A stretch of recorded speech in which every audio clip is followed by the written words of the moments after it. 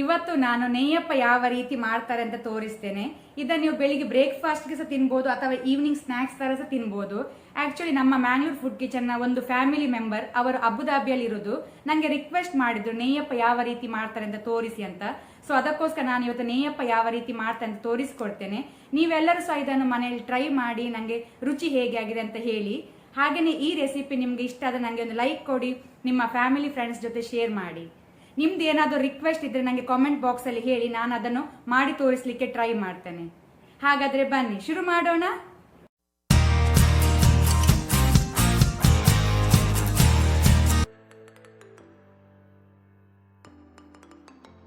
ಬೇಕಾದ ಇಂಗ್ರೀಡಿಯೆಂಟ್ಸ್: 2 ಲೋಟೆ dosa rice, 1 teaspoon ಮೆಂತೆ ಮೇಥಿ ಸೀಡ್ಸ್. ಇದನ್ನು ನಾನು 5 ಗಂಟೆ ನೆನೆಸಿಟ್ಕೊಂಡಿದ್ದೇನೆ, ಅಥವಾ ನೀವು ರಾತ್ರಿ ಇಡೀ ಸಹ ನೆನೆಸಿಡ್ಬೋದು, ಓವರ್ ನೈಟ್ ಸಹ.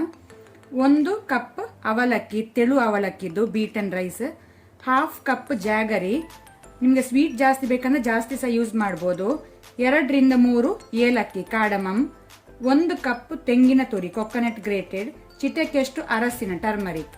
ಸೊ ಇಷ್ಟೆಲ್ಲ ಇಂಗ್ರೀಡಿಯೆಂಟ್ಸ್ಗಳು ಬೇಕಾಗಿದೆ. ಈಗ ಒಂದು ಮಿಕ್ಸಿ ಜಾರಿಗೆ ನಾವು ಅಕ್ಕಿ ಮತ್ತೆ ನೆನೆಸಿಟ್ಕೊಂಡ ಮೇಥಿ ಸೀಡ್ಸ್ ಅನ್ನು ಹಾಕೊಳ್ಳುವ.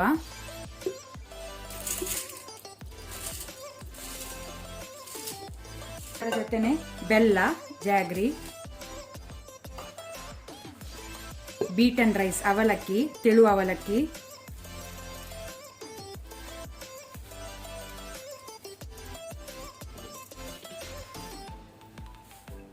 ತೆಳು ಅವಲಕ್ಕಿ ಹಾಕೋದ್ರಿಂದ ಸಾಫ್ಟ್ ಆಗ್ತದೆ, ಬೀಟನ್ ರೈಸ್ ಹಾಕೋದ್ರಿಂದ. ಮತ್ತೆ ಕಾರ್ಡಮಮ್ ಏಲಕ್ಕಿ,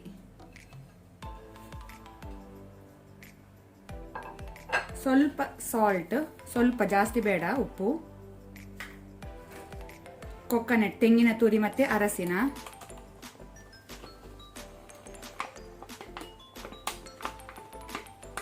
ಈಗ ಒಂದು ಅರ್ಧ ಕಪ್ಪಿನಷ್ಟು ನೀರು ಸೇರಿಸಿಕೊಳ್ಳುವ. ಜಾಸ್ತಿ ಹಾಕಬೇಡಿ ನೀರು.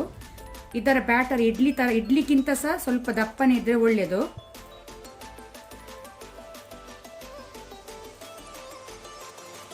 ಈಗ ನಾವಿದನ್ನು ಫೈನ್ ಪೇಸ್ಟ್ ಮಾಡ್ಕೊಳ್ಳುವ.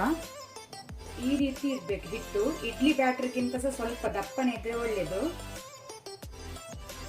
ಈಗ ಇಲ್ಲಿ ಎಣ್ಣೆ ಬಿಸಿಯಾಗಿದೆ, ಫ್ಲೇಮ್ ಮೀಡಿಯಂ ಅಲ್ಲಿ ಇಟ್ಕೊಳ್ಳಿ.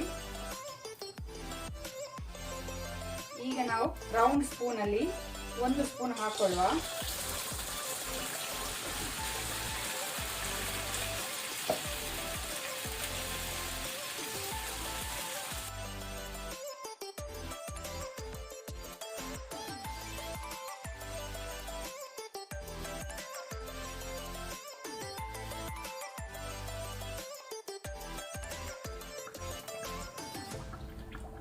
ಇದು ಫ್ರೈ ಆಗಿದೆ, ಗೋಲ್ಡನ್ ಬ್ರೌನ್ ಆಗಿದೆ, ಸಾಕು, ತೆಗೆದಿಟ್ಕೊಳ್ಳುವ.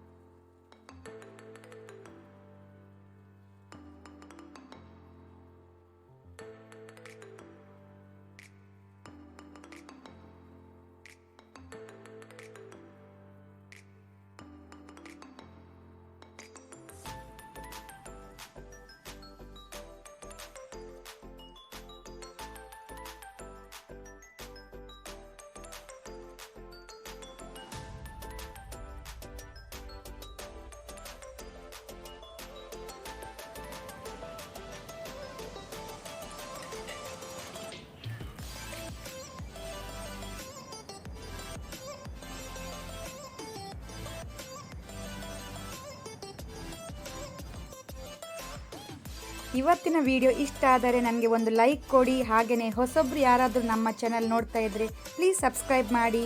ಈ ವಿಡಿಯೋವನ್ನು ನಿಮ್ಮ ಫ್ಯಾಮಿಲಿ ಫ್ರೆಂಡ್ಸ್ ಜೊತೆ ಶೇರ್ ಮಾಡಿ. Thank you.